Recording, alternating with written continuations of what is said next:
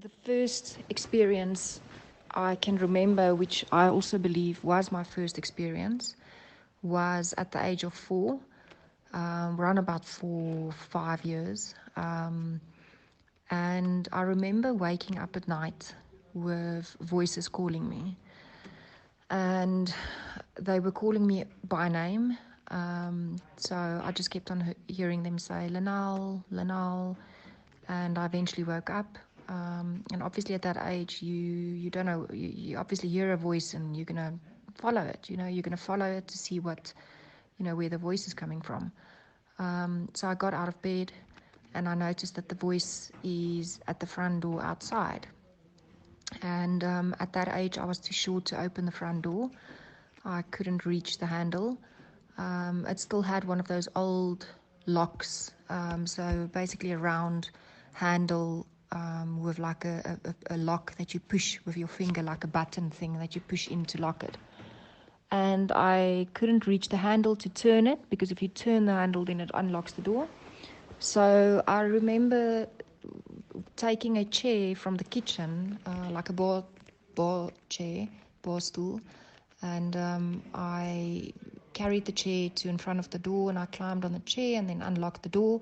Had to climb off the chair again and push it backwards so that I could actually open the door. And as I opened the door, there were two beings in front of me, and I distinctly remember that they looked human, but something just told me that, at that age, I didn't know anything about aliens. I mean, this was back in 1984, or actually 1988, sorry, around about 1988. And, I didn't know anything about like other worldly species or aliens. So to me, I actually thought they were angels. I remember a very bright light outside, almost like it was a light shining on them. And I got such a fright because at first I didn't know if these were people trying to get into our house, or I was confused. I just remember being very, very scared. And I also couldn't understand why my parents didn't wake up. Like I was the only one that woke up from the noises, or actually from the sound of them calling me. And the next moment, looking at them very afraid, I was staring into the female's eyes, and she looked at me and she said, "Don't be afraid. We are not going to hurt you." And then as she said it, I realized that her mouth wasn't moving, but I could still hear her. At that point, I thought nothing of it because, I thought nothing of it because, back in 1988, what would you know about telepathic communication, especially at the age I was at?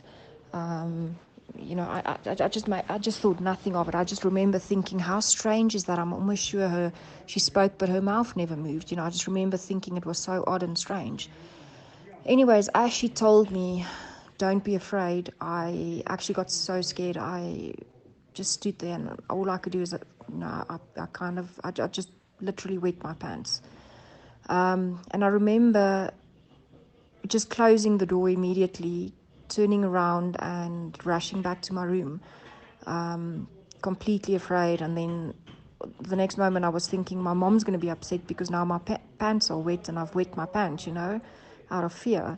So I went to the closet and took a towel, and I wrapped the towel around me, and I climbed back in bed. And eventually, after lying awake for quite some time, I eventually fell asleep. And that was the first experience. I remember waking up the next morning thinking, oh shit, it was just a bad dream. But when I walked to the front door, I saw that the door was still unlocked and the chair was still in front of the door. And obviously when I woke up, the towel was still around my body. So I realized that this was not a bad dream. It was, in fact, something that definitely happened. I'm going to send you these voice notes in different smaller pieces, so I'm going to break it up. So I told you about my first experience. After that, I started getting experiences like one after the other, or encounters, if you want to call them that. I'm sorry, I'm Afrikaans, so my English is not as great as it should be.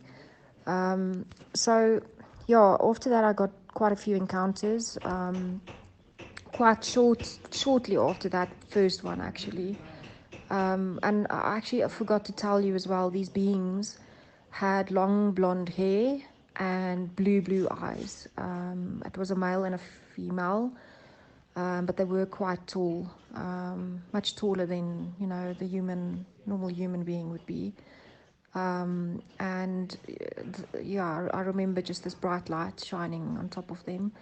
Okay, so after that, the same thing would happen. They would call me every single time. Every single time it would be outside. I had encounters not only at that house, because at one point I actually thought the house was haunted or something. But it couldn't have been that, because the encounters happened everywhere, whether I would be at my grandmother's house or at my mom's house, or if we would go on holiday, it would just happen anywhere. They would find me. So the other encounter I remember distinctively was also at my mom's house, also around about the same age. And it was almost like they were trying to get my attention. At that point, still, I was confused. I didn't know what it was. I didn't think it was aliens because I knew nothing about it. I just thought, either it's angels or it's someone visiting me. I don't know. I didn't think much of it. But nevertheless, I was always scared when they came back. The second time I can remember, because I do think they wipe your memory as well. So I think there's many more encounters that I just cannot remember. But the second time I can remember was they again called, and I wouldn't go out. I was too scared. I was lying in my bed. And the next moment, my toys on my carpet started, how do you say it, floating in the air. Yeah, it was just like floating in the air in like a circle type movement. And I got really, really scared. And I just remember throwing the blanket over my head and just thought I would be safe if I stayed under my blankets. And then, boom, I fell asleep and woke up like nothing happened. And it's almost, I got the feeling that they have got some type of a technology to either make you fall asleep and forget, or I don't know, it's like something that just you can't sometimes always remember. Like you would remember them approaching you, but then all of a sudden just fall asleep and wake up again. That's happened to me quite a few times before. I then remember an encounter at my grandmother's house as well, where the same thing would happen. They would call me at night and I would unlock the door and go outside. And my grandmother had, like with my mom's house, where the first two encounters, which I can remember, the front door was quite close to the road, or the entrance, the drive-in, where my grandmother had quite a very long stretch drive-in, all the way to the front door. So it was quite a walk to go down to the gate. And I remember the voices again, Lenel. And I went outside and I walked all the way down to the gate. And instead of just being two entities, it was more. It was this is when it started happening in groups. They would approach me in groups, not just two. And it, like I remember feeling and knowing that there's a group of whatever you want to call them, because I'm still not 100% sure. But I remember there was a group of them. And they specifically, it's almost like they want me to go outside. I don't know if it's got something to do with the way they abduct you, but they always used to call me outside. And then I remember the group, and strangely enough, I can't remember any faces. It's almost like my memory's been wiped. And I remember, again, waking up, opening the door, walking outside, noticing that there's a group, and boom, then I would fall asleep and wake up the next morning in my bed. But the door's still wide open. Those type of things that would make me notice that this is not just a dream. when things really started getting crazy was where just before I went into puberty, if you would like to call it that, around the age of 11 or 12. I would wake up and I would be in a big white room. I think it was a room, it was just like completely white. And there would be quite a few of them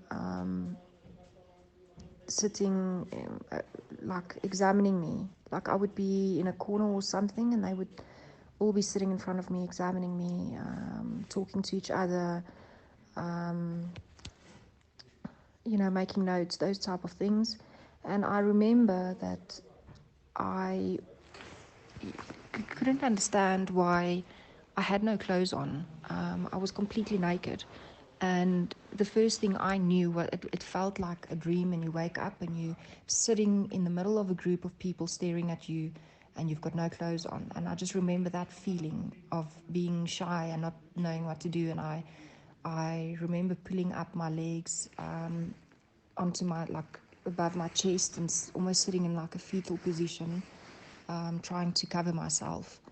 And the next moment, it's almost like you in the one place and you blink your eyes and boom, I'm back in my bed again.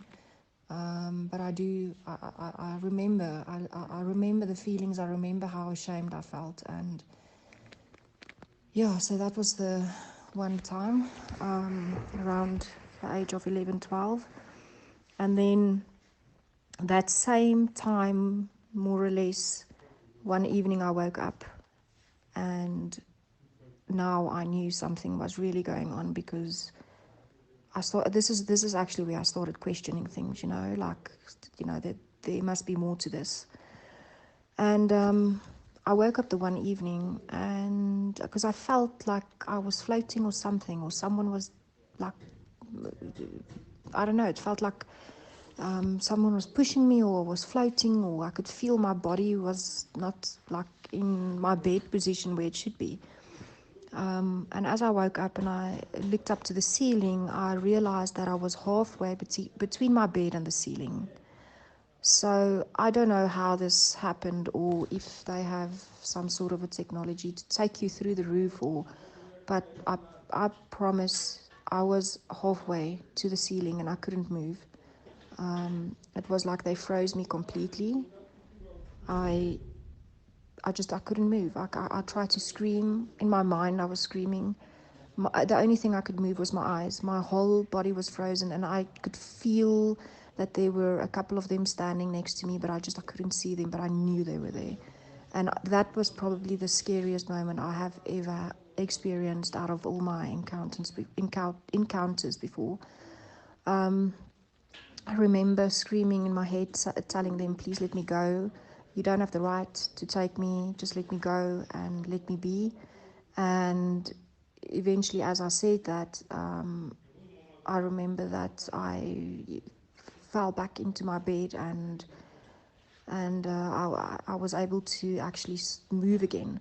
Now, people talk about this as sleep paralysis, and I don't believe that it's sleep paralysis. I just believe there's so much more to this, and that our science just don't understand, or they do understand this, but they are refusing to tell the public. That was not sleep paralysis. I was awake. I know what I saw and I know what I felt. And at that age, I mean, why would I even try and make up these type of, bizarre encounters if it's not true?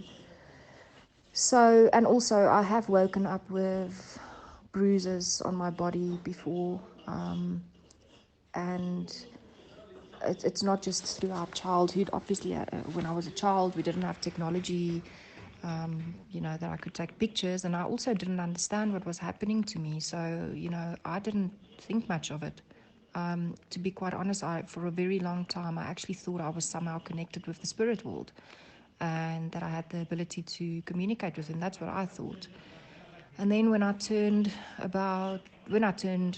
probably around the age of 30, I started really questioning things. And that's when I started researching, what was happening to me, because it continued happening to me. It didn't stop there. And then I started realizing there's thousands of other people who's having the same experiences.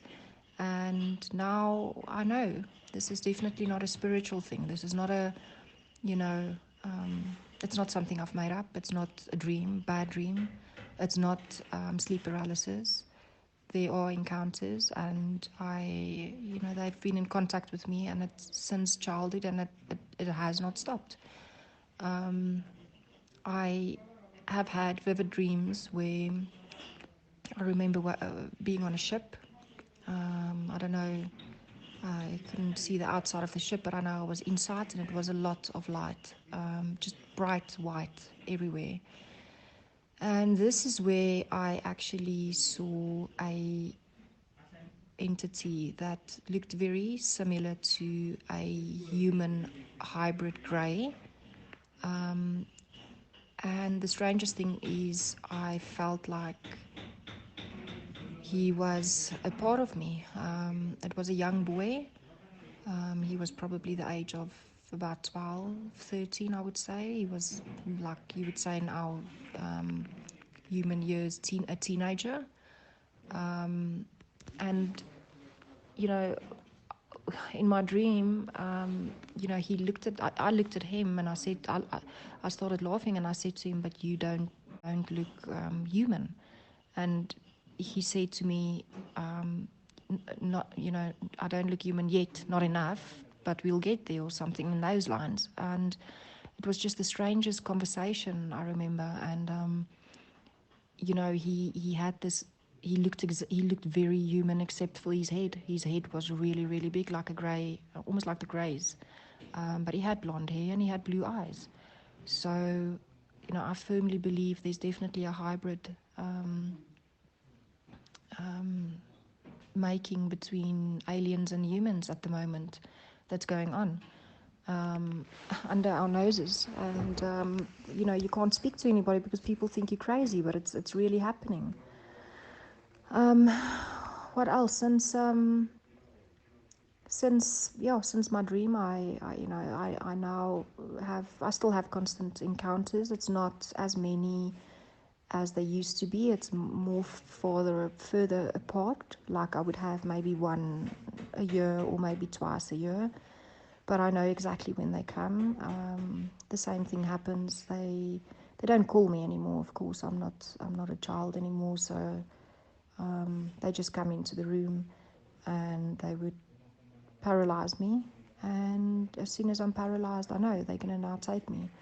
And what I think they do is they've got some sort of a technology where you realize them coming into the room and paralyzing you, but then in a split second they would either make you fall asleep, and by the time you wake up you remember nothing and you think everything's okay, but instead you've actually been gone for quite some time. I've woken up many of times very, very tired, and I know that even though I think I was asleep, I've been somewhere else.